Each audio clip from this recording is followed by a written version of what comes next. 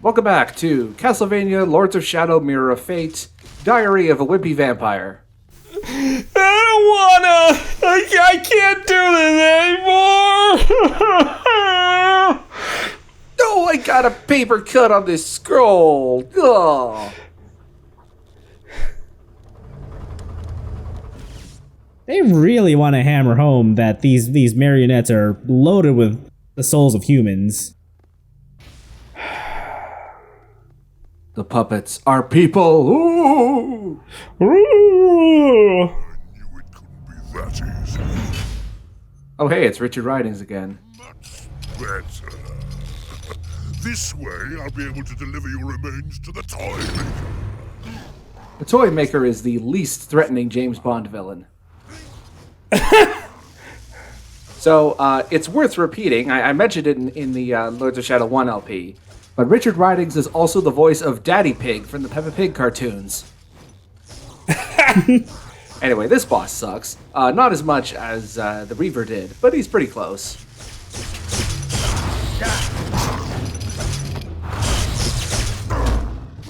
Mainly because he could do that when you're on the magnetic rail. Yeah, that feels wrong. Yeah, the idea is that you're never completely safe on the rail, and you just have to sort of bait him into the air.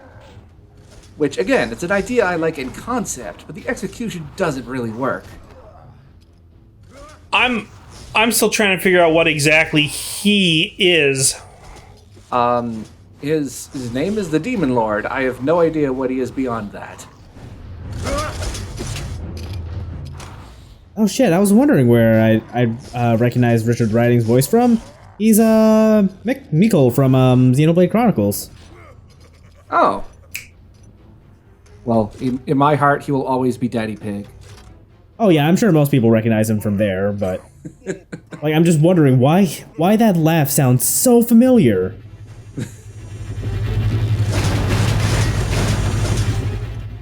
I'm gonna have nightmares about whatever this is. So do I, mostly just because of frustration.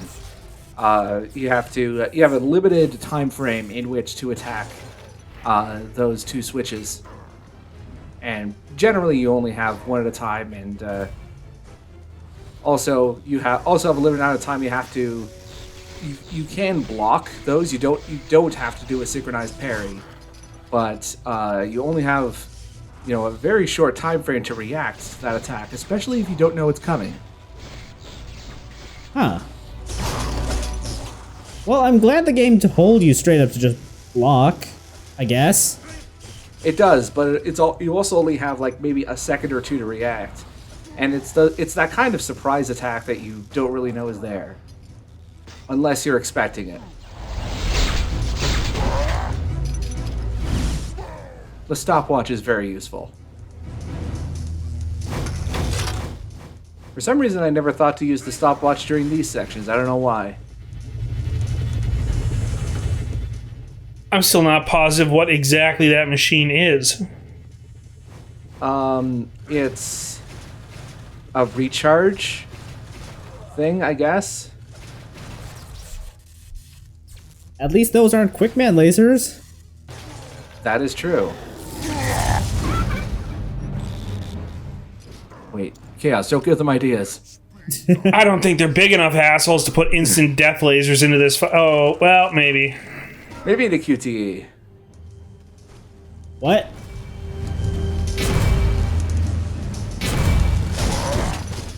See, I don't mind it here, because at least they've taught you about the wave attacks.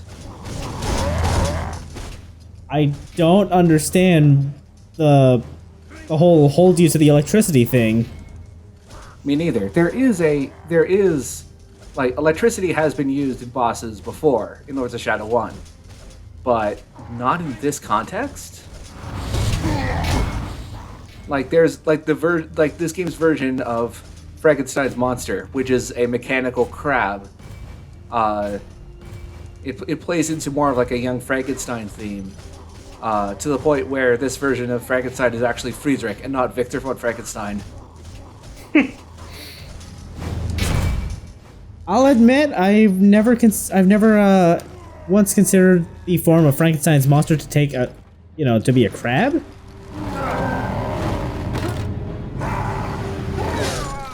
It's actually kind of a cool idea, but it's just ridiculous to look at.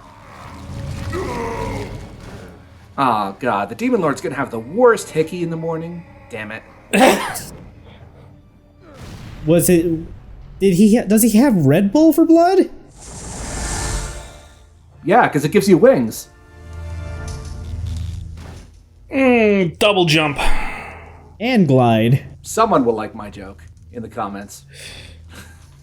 It's alright.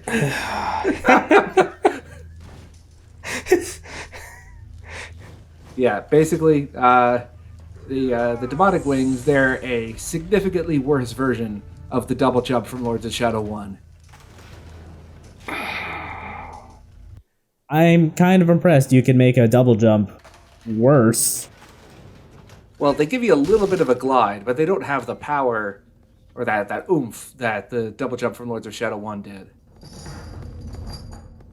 Yeah, Lost 1 was pretty substantial. Yeah, once you get around to seeing the Lords of Shadow 1 LP, you'll get a good sense of it. Also, I have no idea. Even after beating this game, I have no idea who that person is. They show up several times in the background during this sequence, during the next couple of maps, and I have no idea who that's supposed to be. That spirit's wasn't supposed to join, like, Simon's mind, palace. Was it? Actually, I might know who that could be, but I don't know. So this is Merafate's version of the Swordmaster. She's terrible. I hate her. Which is a real disappointment, because the Swordmaster was my favorite enemy type in Lords of Shadow 1.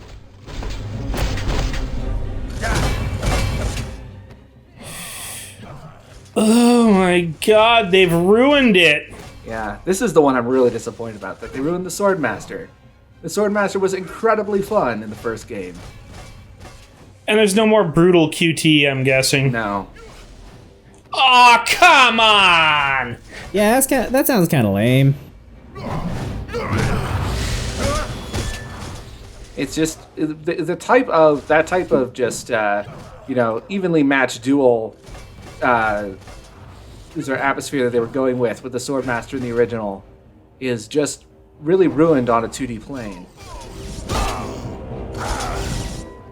I'm sure you can make the Virgil fight work in 2D, but I don't think this is it. Yeah. It just punches her in the face? What? What? Yeah. Not to mention, like, there is a QTE. I mean, it's all right. Not as great as the one from the first game, though. They've done it. Don't you understand? They've done it. They've made Alucard lame.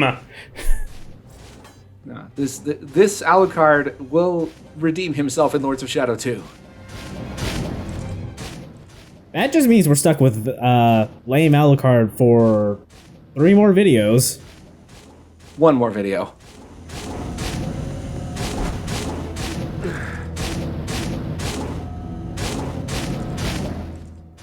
Ah, yes, because this is the end of the road for him.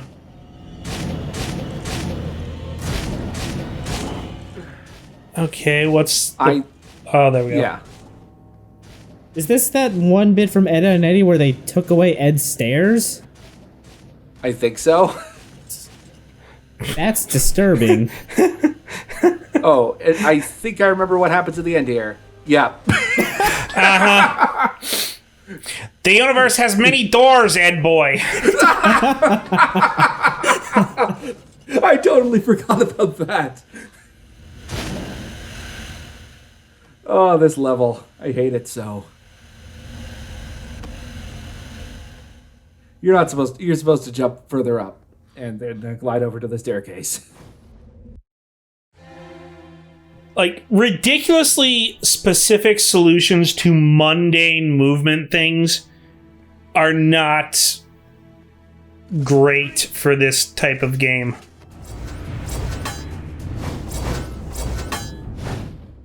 How many fucking Swordmasters are there? Too many.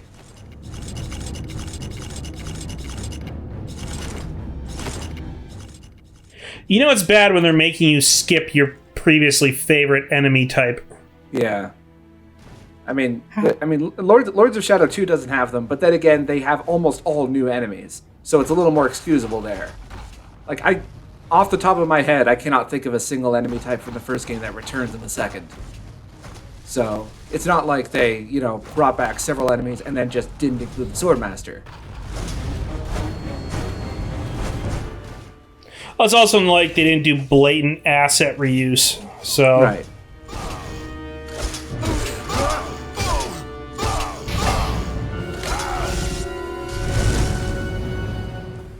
Yeah, I think it would have been funny if something similar to like the Scissor Sins or Devil May Cry, where the sword can hurt you as it flips all the way down. It would just fit the tone, the cruel tone of this game. Think of how many more ironic deaths you would have recorded. Because I'm certainly lacking in those, apparently. Anyway, there are 2 blood vessels that we need to open this door. That breaching animation just looks awful. I mean, it looks better than the spider ball animation, at least. Oh yeah, the spider ball animation. We'll get back to that. Oh later no. on. I can't remember the exact timestamp, but I found something interesting about using the magnetic rail. I kind of like the elephant in the background there. Yes, I too enjoy discussing the elephant in the room. I'll start. This game is awful! Okay, I think it's about here where I start to realize that the magnetic rail is kind of broken. What the... So here's the thing: the magnetic rail gives you a faster faster starting speed. It accelerates you at the beginning, and then it slows down to a consistent speed. So if you spam the right trigger, you could go faster on the magnetic rail than the game intended. So it's like backwards long jumping. Yeah, forwards long railing. F.L.R, if you will. Also, the animation is even lazier if you're in wolf form. Look at that. That's like that's like out of someone's 2D game maker project. Yeah, like that would be acceptable for like a sprite-based game. That just No, Billy, we don't have any more time. Just mirror the model. Just mirror the model. We don't need to add any more sprites for turning them around. What are you crazy? Effort? Are you stupid? Just mirror the model. We're 13 years old. We don't have time for crunch. Unless it's Captain Crunch. Our crunch involves lots of sugar and cereal and staying up until 9:30 p.m. way past our bedtime.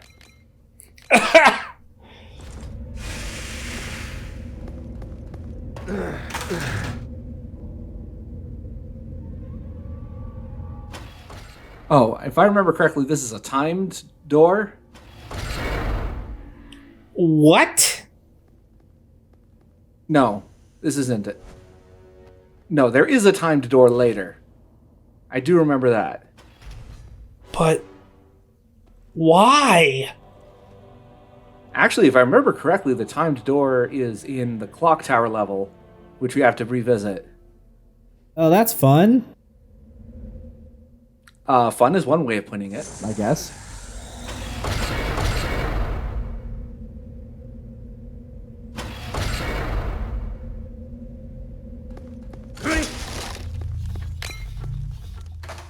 Yeah, this is where I start to be really aggressive with what I cut. No, I don't want to do the boss rush. That's kind of a lame tooltip, actually.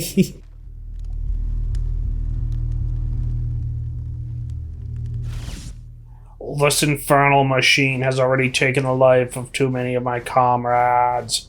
Brr. They are, of course, referring to Indiana Jones and the Infernal Machine on Nintendo 64. It's just too addictive.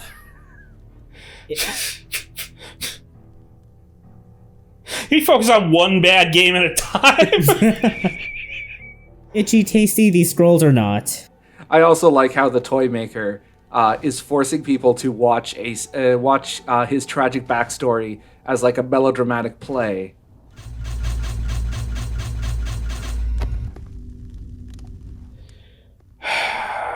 This wasn't this bad. This would be a Futurama plot.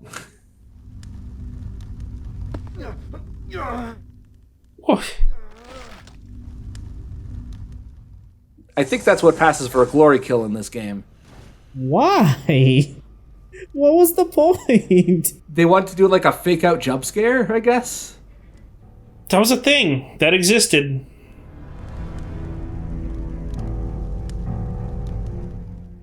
Let me write this as I'm getting my guts torn out. Whoops, sorry, my large intestine got on the page again. I gotta move it out of the way.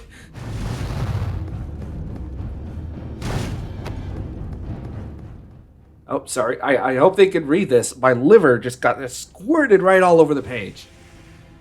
Oh, those scrolls remind me a lot of some like tapes in MGS5 where they kind of start falling apart, where you question who's holding the microphone, or writing these down. Well, that's easy. Kojima's holding the microphone. He is God, after all. Oh. I mean, he's an S-rank at Intel. Of course, he's in the room every time. No one can see him. Can't believe he found out where Zero was hiding and didn't tell anyone else at Mother Base. Well, yeah, it works under Alan Wake plot hole rules. If he told Snake, that would ruin the legitimacy of the story.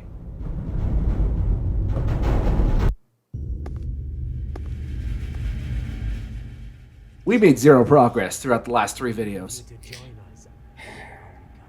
It's Groundhog's Day!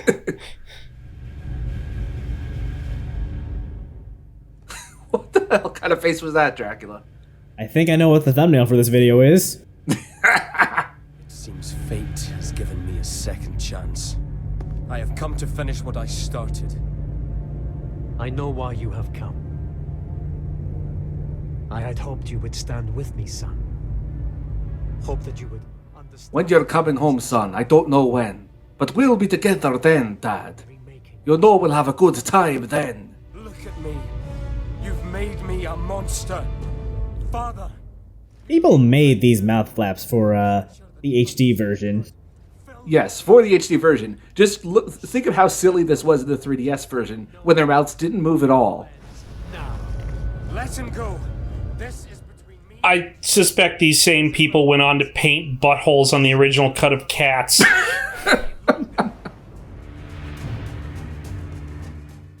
Alright, are you ready for the best boss fight in the entire game? Hold up. There's a leaderboard for this game? Yeah. More importantly, this is a 3-way boss fight. Simon and Alucard versus Dracula. And it is probably the best thing in this entire game. I fucking love it. How does that work? Is the other character AI? Yeah, Simon is AI controlled. And he does a pretty good job. Okay, hold up. How come he got an actual arc to his axe throw? Well, he's an AI. He's cheating.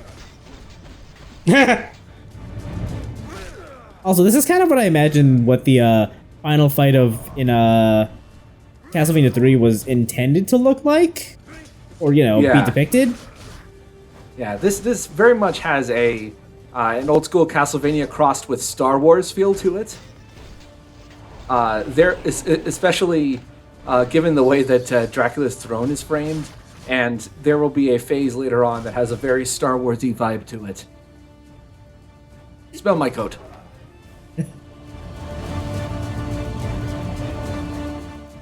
I don't know why I left this in. I don't care.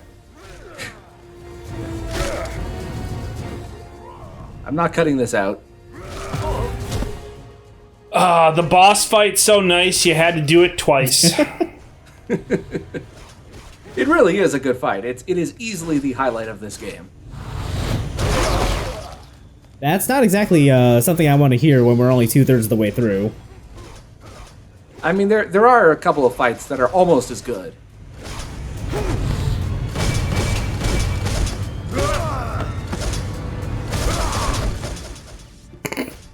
That jump rope skip. Yeah, That- it's like he's trying to swat a fly with his whip or something. I kind of like it. Just it's so dumb, but they put Yeah. a lot of quote unquote care into that animation. It's like Get it off me! Get off me! it's like a sped up version of the same attack from the first game. Hang on, when does this cutscene end? I didn't catch that. Folks, I'm gonna fix that in the final version. So also, Deal with him, Alucard. What? Okay. yeah, we're gonna be fighting Simon now. And if you try to fight him, Alucard refuses. Release your anger. Strike him down with all your hatred. No way. You know, I wasn't expecting a recreation of the final fight of Mother 3 here. So the trick for this is that you have to synchronize block and then run in and grab him during the slow-mo. And do that a few times. Do you need my help, Alucard?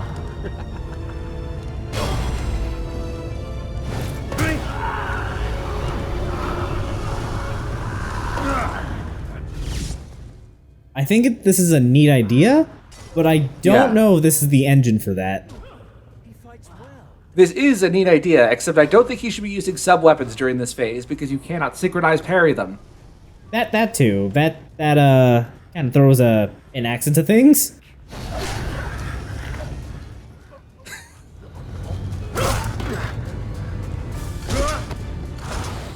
Alright, final phase. I'm not gonna lie, the fire whip was kind of cool. Yeah. So, it's worth pointing out what Roy thought was the Dark Gauntlet earlier. That is actually Dracula's new weapon, the Shadow Whip, that we will be seeing in Lords of Shadow 2. Since he can't use the combat cross anymore, that is his new whip weapon. No, Simon! It must be you! Quick, fire the special beam cannon. Stab my daddy! That was kind of anticlimactic, actually. How a vampire is supposed to die. What do you mean? Renfield, you asshole! Once the pendant you are wearing. Not a chance. It was a gift from my father. It's all I have of him. Your father gave you that without knowing its true power. As long as you wear it, you will not be able to decide or act entirely for yourself. Almost as if you are driven by fate or something. Guided, manipulated. Do you think you are here entirely of your own free will? Fucking amazing face animations, fellas. Belong to you. 20 minutes in Blender. Why not just throw the themes right at the camera? Is that supposed? Was this dialogue supposed to be like meta commentary on the nature of video games? Will you tell me now who you are? I hope not, because it's really dumb. Like, that just comes completely out of left field for this game. Like, you could make that work. And, you know, Metal Gear did it pretty well. But, what? So, you could probably tell who Alucard is supposed to be. The game's not going to tell you, but you could probably figure it out. Can't believe it's Christopher Belmont's turn. Oh. I bet someone out there completely missed the point and wrote at least one Alucard Simon Belmont fan fiction just because of that one deep gaze into each other's eyes.